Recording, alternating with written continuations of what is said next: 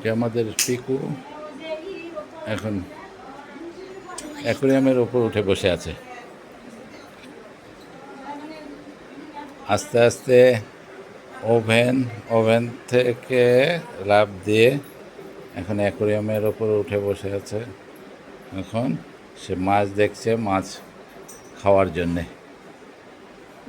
মাছ খাবে অ্যাকুরিয়ামের? এই বিল্লু,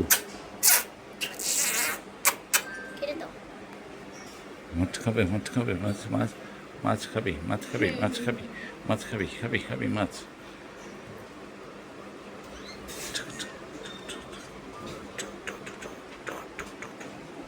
এর উপর কেন উঠেছে?